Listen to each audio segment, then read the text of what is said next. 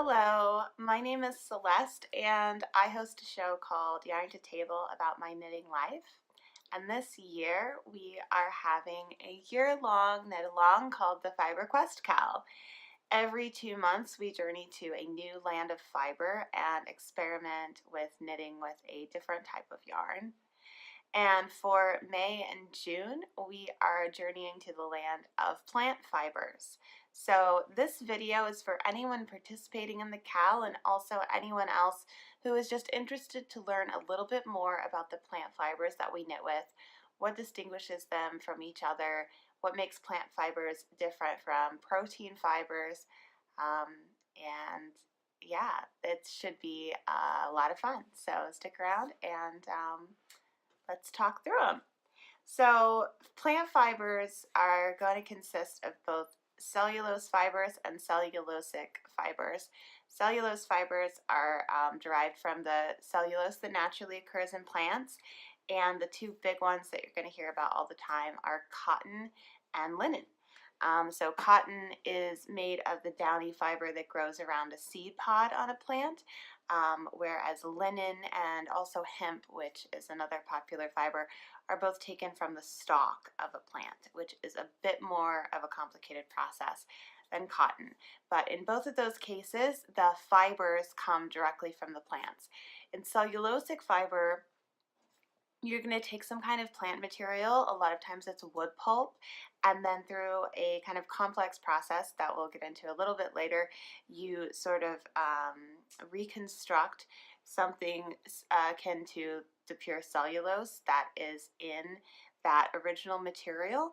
So you're turning something like wood pulp into a fiber, and it's not a synthetic fiber because it actually is from a renewable source, and it carries with it a lot of those fantastic traits of a natural plant fiber. It's very breathable and that kind of thing, but you're actually kind of constructing the fiber where there was none. It was just wood pulp, whereas something like cotton, really, you don't have to do a lot. You just sort of pull it out and comb through it and remove the seeds, and you have a fiber that can easily be spun into yarn in its natural state. So those are kind of the big divisions there. The big thing that distinguishes plant fibers from protein fibers, which are animal fibers like wool and alpaca, is that while protein fibers are, grown by an animal and they are really good at holding heat in toward the body, plant fibers do exactly the opposite. They are good at absorbing and then absorbing moisture, and then through their evaporation, they pull heat away from the body. And that is what makes them really well suited for wearing in warmer climates and in warmer seasons. So some things that you want to watch out for when you are knitting with plant fibers, some ways that they're different than protein fibers like wool. First of all, the fibers are just not going to be very elastic at all, and this is something we talked about when we talked about camelid fibers like alpaca. They're not as elastic as wool. There's really no fibers in the world, except for synthetics that were designed to be elasticy. There are no natural fibers that really have that same elastic quality that wool has. It's one of the things that makes it really special. So you've got to be aware of that. And if you think about it, you think how jeans, which are made out of cotton, have to be blended with spandex or something like that in order to be stretchy, and similarly store-bought cotton socks have synthetic elastic materials in there that are making them stretchy enough to stay on your foot. So cotton is not a good thing to do with hand knit socks. I've done that in the past and discovered for myself that they just don't fit as well because they're not naturally elastic. They also will, like alpaca and other non-elastic fibers, they will stretch out over time and eventually not be able to bounce back to their original shape as well, whereas wool fiber, you have a sweater like this that I'm wearing now that's made out of wool, it's going to always be able to retain that same original shape for a very, very long life. But this kind of sweater made out of cotton would just eventually, with wear, start to just get stretched out and baggier, and it would not be able to just come back to its original state as easily or over time. And the fibers are also a lot denser than wool, and so that, coupled with the fact that they aren't very elastic, denser fibers also tend to stretch out more because there's so much weight pulling on them. So you want to keep that in mind. The garments can be really heavy, and as with alpaca, you kind of want to be conscious that like all over cables or baubles might not be a great move for something like cotton because it's going to add even more weight. And then finally, you want to keep in mind that plant fibers are more likely to mold or mildew than something like wool would be, and so make sure that when taking care of your items that you've made with things like cotton and linen, that you're giving them ample opportunity to dry out properly and to dry quickly, so that they don't have that problem. So first we're going to talk about cotton and linen, and then we'll talk a little bit about hemp and get into the cellulosic fibers. So cotton is probably the #1 plant fiber that you see both in store-bought clothing, and also the #1 plant fiber that you'll see when you're knitting with yarn. It has been used in Egypt, Asia, and South America for 6,000 years, which is really incredible, especially considering that it didn't really reach Europe until the Middle Ages. So wool had come to Europe a long time ago, and in fact, when the Europeans were introduced to cotton, they sort of couldn't even conceive of a plant fiber, and so they assumed that it came from some other type of sheep that lived on the other side of the planet. And then even when they were introduced to the cotton plant to see the source of the fiber, there's this really great account where in 1350 a traveler named John Manderville wrote in his journal a description of a cotton plant, and he said that it was a wonderful tree which bore tiny lambs on the ends of its branches. So I just love that so much. In fact, today the word in German for cotton is Baumwolle, which translates as tree wool. So that just shows this sort of European perspective that wool was what fiber was, and when they saw cotton, it was just thought of as a type of wool. But of course, we know today that it's quite different. So cotton is up to 95% pure cellulose, and that's the highest percentage of any fiber.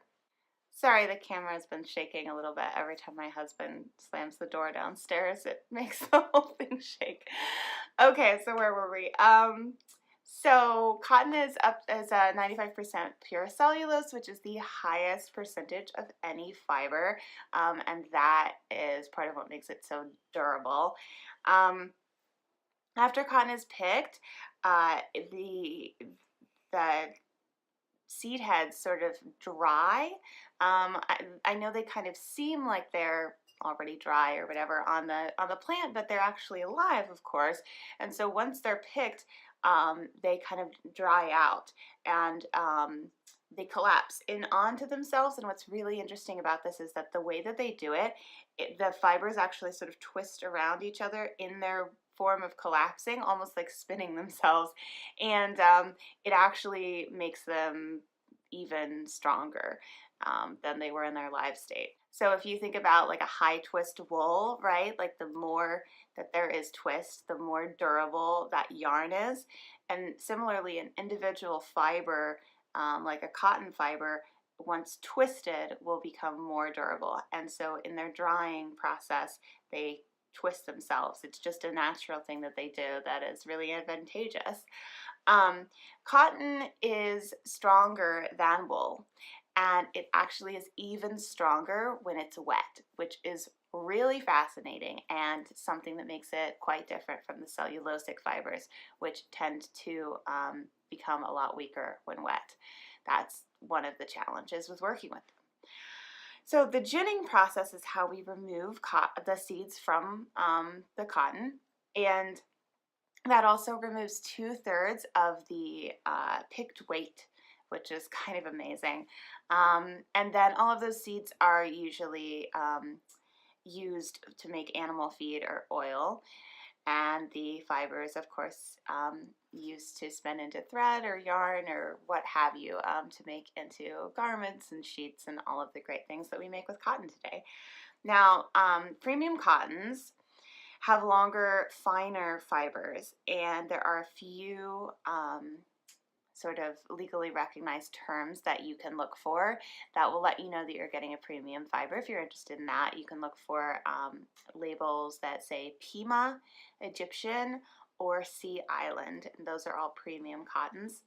So cotton can absorb more than 20 times its own weight in water, which is crazy. And I think that makes it even more absorbent than wool. And as I said, it's the evaporation process.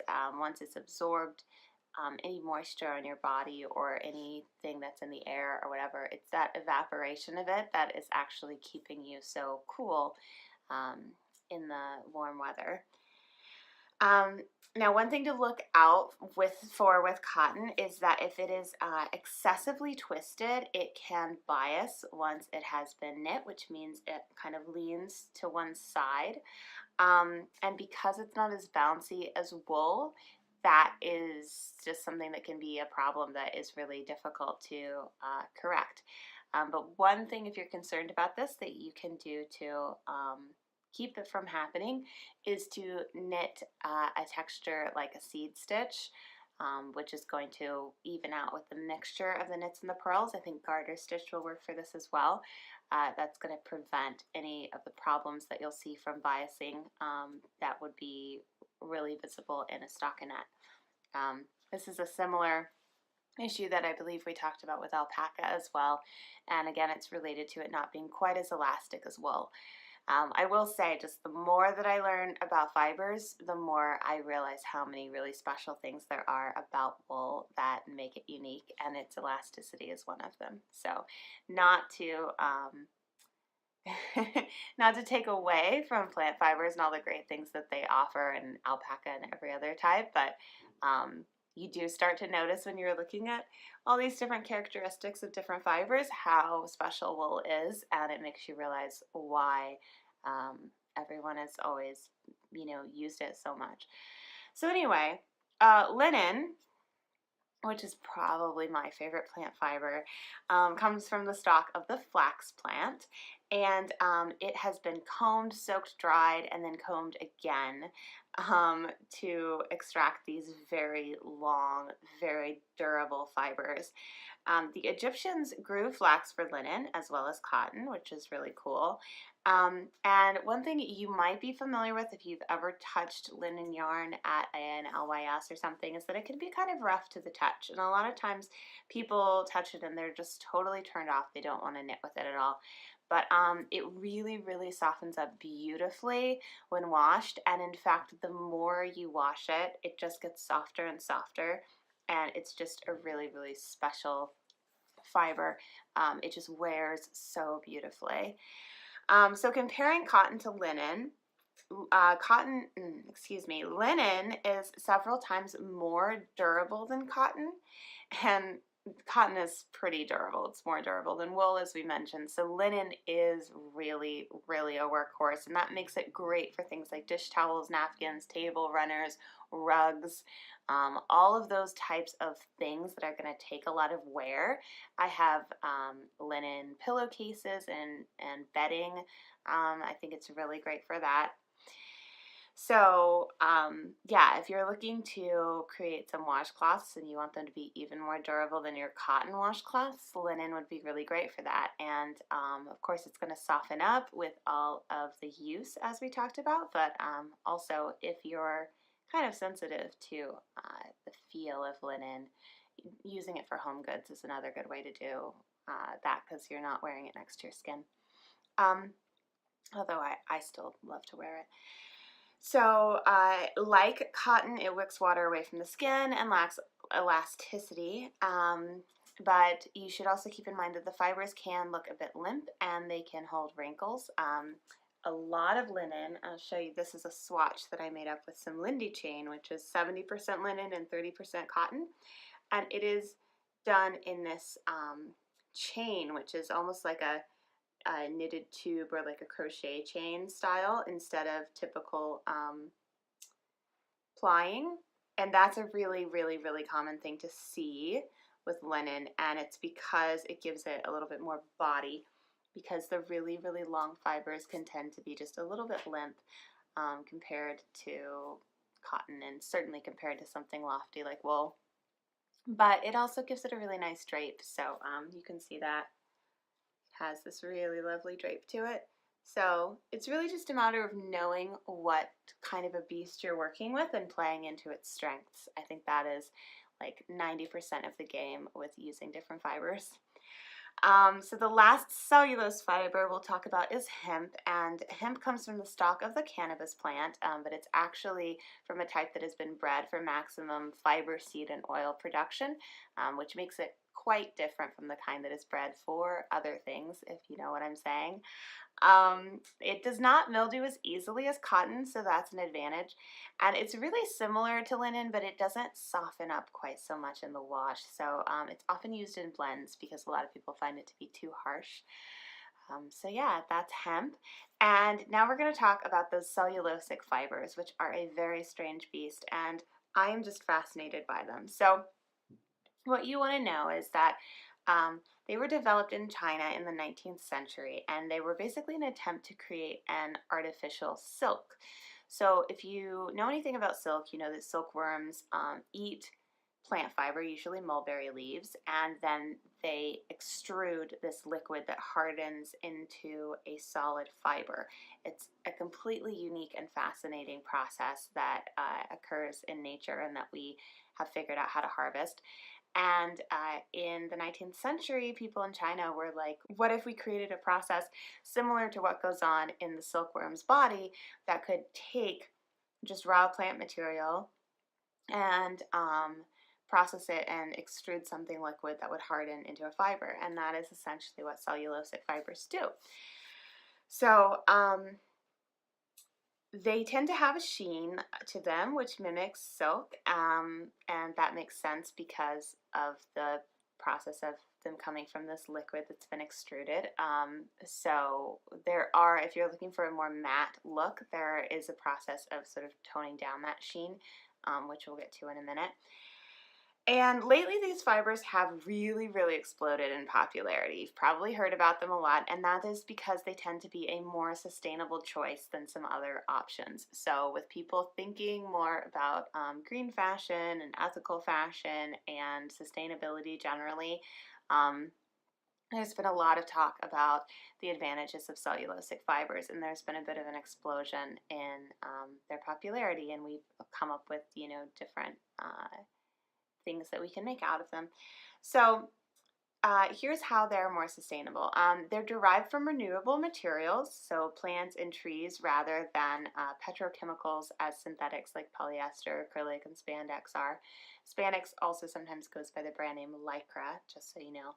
So those are all acrylics, and those are made from things that are not renewable, like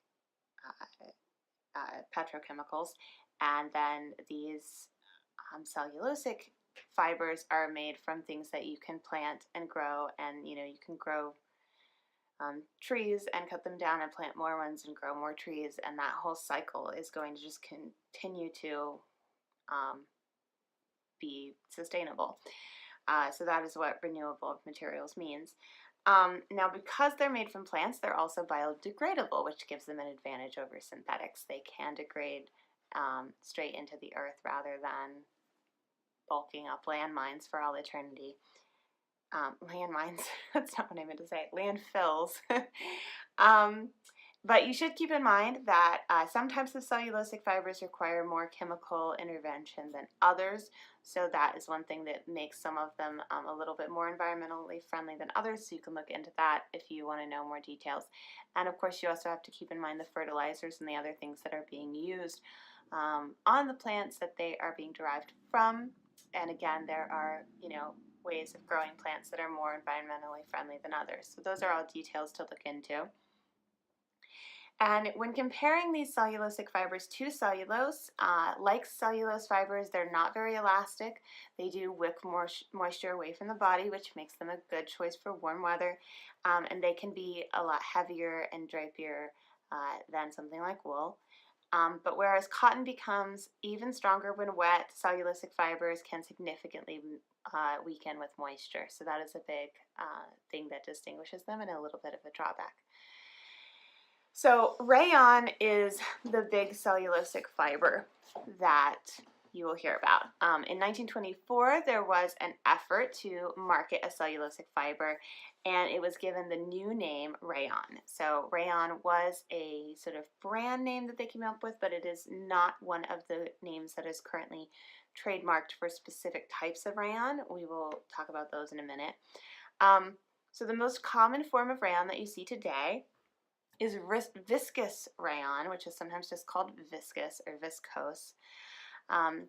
And viscose is made by chopping up wood pulp, soaking it in caustic soda, squeezing, shredding, and fermenting it, and then mixing it with carbon bisulfide to create a cellulosic xanthate compound, aging it, and then filtering it and finally extruding it through a spinneret into a bath of sulfuric acid where the liquid strands harden to form solid fibers. So quite a complex process there.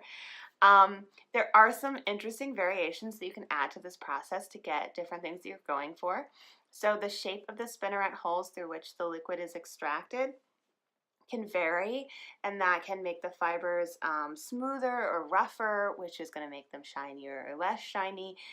It can also make them flatter or rounder, and all of this is going to impact how they reflect light and how durable they are. Sometimes a material like titanium dioxide is added to the solution just before the extrusion, and that helps dull the fiber slightly as well if you desire a more matte look. And sometimes manufacturers make the fibers even more color fast by actually adding dye pigments to the bath solution where the liquid is extruded so that the dye soaks up into the liquid fiber a little bit before it hardens. And as you can imagine, that is a great way to make a fiber hold the dye even better. So the trademark types of rayon that you may find include modal and tencel. And modal, which sometimes is called modal, I've heard it pronounced a couple ways, it's a subset of rayon that's made from beech trees specifically. And here's how it is really advantageous. First of all, it's stronger when wet than other rayon. It's more similar to cotton in a lot of ways, but it's actually even softer than cotton, which is huge. It is 50% more absorbent than cotton, and it doesn't tend to pill, and it's also very color fast. So with modal, they really were able to zero in on a lot of great qualities and figure out how to do those. And then tencel is a trademarked name for lyocell, which is a relatively new subset of rayon that hit the market in 1992. And in the U.S., it goes by the name tencel, so you might see that, but you might also see lyocell. Either way, it's going to be talking about a type of rayon that differs a little bit from traditional rayon in that the wood pulp is dissolved into a solution and then immediately filtered and extruded without all of the fermentation and the aging. And it is very soft like modal, but it also has a bit of a shine to it. And then a final type of cellulosic fiber that you might see, kind of an older type, is called acetate. And that is made from regenerated cotton or tree pulp. And it differs from rayon in that it is not regenerated cellulose, but it's an acid derivative of cellulose. but it's still very similar to rayon.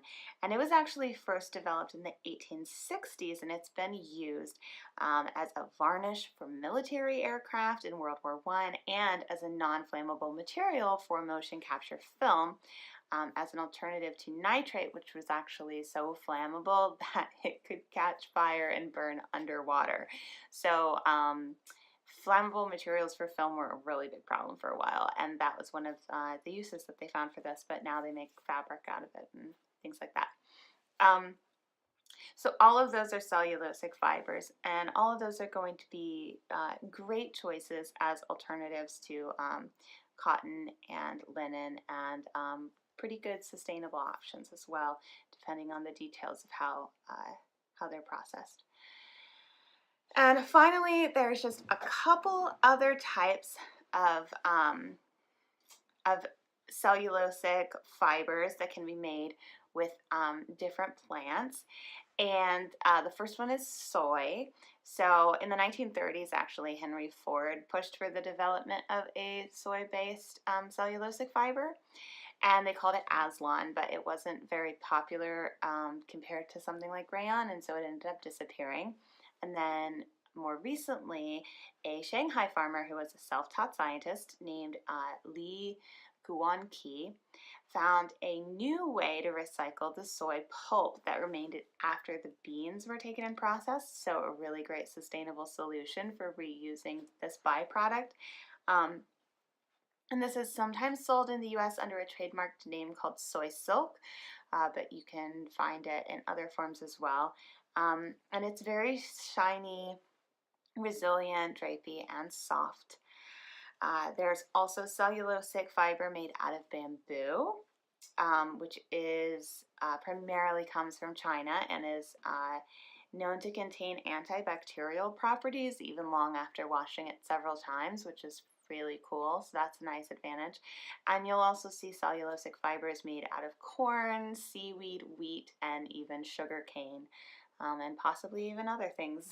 So all of those are great options for this KAL. Can't wait to see what types of fibers you guys find and what you make out of them.